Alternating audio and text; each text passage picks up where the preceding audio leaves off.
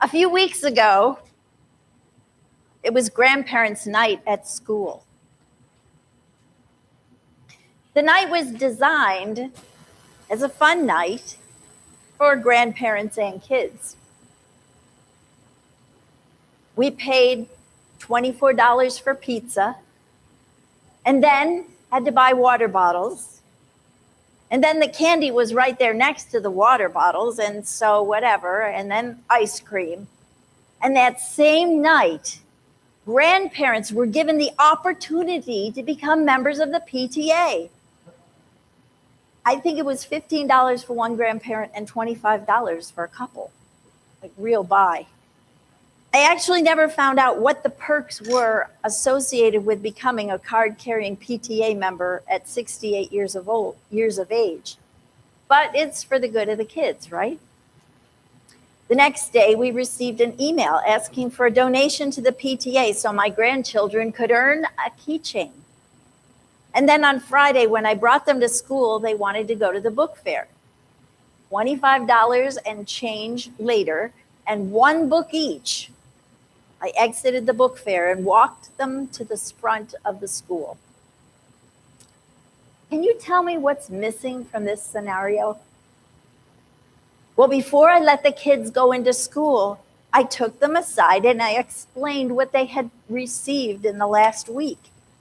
And I said that it made me sad to think that they hadn't said thank you for any of it. Sometimes it almost seems like thank yous, whether verbal or phone calls or notes, have gone out of style. Perhaps they've become a thing of the past. How many of you have purchased gift cards or gifts and struggled to get them to the post office on time during the appropriate hours of operation, paid an exorbitant price for postage, only to wonder whether it was ever received? It's extremely frustrating. It's not that we send the gift to receive something in return. Just an acknowledgement would let us know that it was received and our efforts were appreciated. Saying thank you is not optional. It's essential. Today's gospel reading offers us an example of God's amazing grace when it comes to thanksgiving. Without grace, without the mercy that God freely gives us, we simply can't exist. We're like a plant without water in Texas. We shrivel up and die. Without a radical openness to the idea that all things are possible with God, not too much can happen. Every day we are offered the opportunity to share time with family and friends. We're given the light of the sun, air to breathe, food and water to share, and the sheer beauty of this earth. God supplies our needs. And in the midst of these abundant blessings, we have choices to make. We can choose to accept these gifts or reject them. We can choose to keep these gifts all to ourselves or share them with those in need. We can choose to be good stewards or not.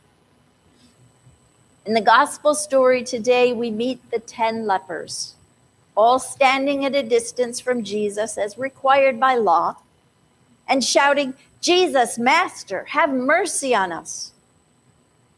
People who are living with AIDS, with dementia, with cancer, and other chronic conditions understand the stigma attached to disease. In ancient times, leprosy was considered the scourge of all illnesses.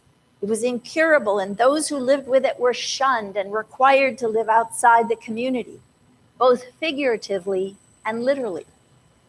The condition of leprosy meant being alone, feeling helpless and destitute. And Jesus shows these lepers mercy. He grants them healing, which in turn gives them back their lives. No deposit, no return, no conditions. And then he waits and he watches. Now, you can't tell me that every one of those 10 lepers was not ecstatic to receive this gift of healing. They immediately shift into overdrive. So much to do and so little time to do it. They have places to go and people to meet. And they are so caught up in this gift of new life that they forget to leave room for the giver, the source of all their blessings. And it's not that they're ungrateful. They're just too busy getting on with their lives. They run in the wrong direction. Instead of running toward Jesus and giving thanks to the giver, they run away from him, out into the world. And that's exactly where we so often find ourselves, running right alongside the healed lepers, too busy to acknowledge the giver and rushing to get along with our lives. This story poses a question for us. Are we really too busy to slow down to the speed of life, to stop, to thank the giver, the source of everything we have? The one person in this story who does give thanks is a foreigner, Samaritan, someone from the very fringe of society. He doesn't fit into the picture quite as well as the others. Maybe he doesn't have as much to run to or as much to gain by running in the direction of the world. But there is an extra credit blessing for the grateful healed leper. Jesus blesses the Samaritan for his attitude of gratitude. He says to him, "Get up and go on your way. Your faith has made you well." Jesus doesn't take credit for that blessing, for that healing. He places the credit on the Samaritan for having faith. There is healing in the act of thanksgiving. The medieval Flemish mystic John Ruysbroek says, "Those who do not praise God here on earth remain silent in eternity." Giving thanks, praising God affects us forever. The Samaritan is the only one of the 10 who looks beyond the immediate gift of healing with a clarity the others don't have. Some of you may be familiar with this kind of clarity. It's a feeling that travels with you your whole life and sometimes keeps you one step removed from those things that the world encourages you to run to. We might characterize it as an alien experience. Have you ever sat at table with friends and wanted so badly to bless the time and the food you were about to share, but somehow it just doesn't seem right?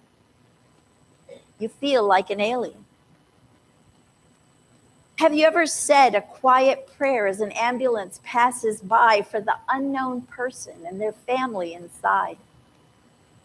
Have you ever been in a huge crowd of people yet felt very much alone in your desire to praise God for a beautiful sunset or the brilliant foliage or someone that you really love?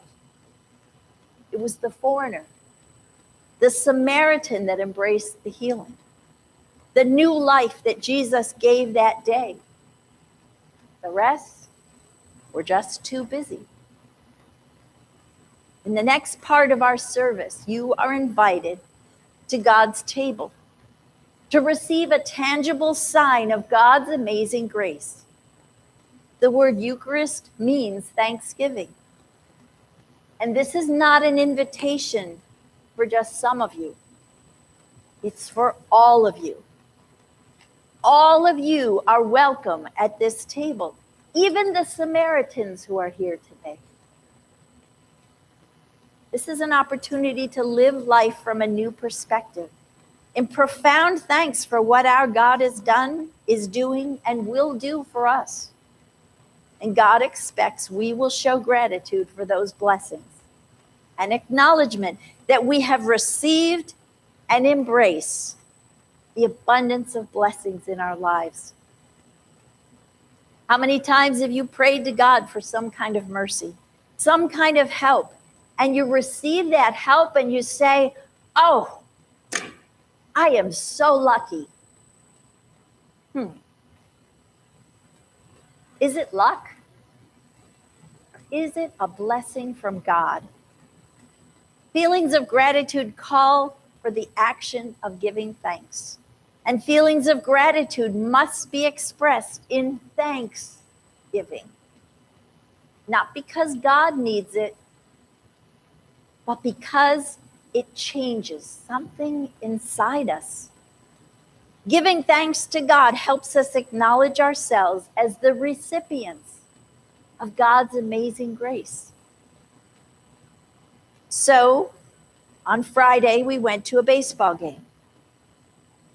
And I went to get my granddaughter something from the snack bar, and I returned happy to get my step count up. I gave her the snack, and she started running off to play with her friends, but suddenly she turned around and she said, "Thanks, Nani." I guess reminders really work. In this reading, we hear about a metanoia, a turning around to God. May each of us turn around to God today, turn our lives around and return to give thanks to God, our Creator, our Redeemer, our Sustainer. Because saying thank you is not an option. It's essential. Lord, have mercy upon us. Thanks be to our amazing God.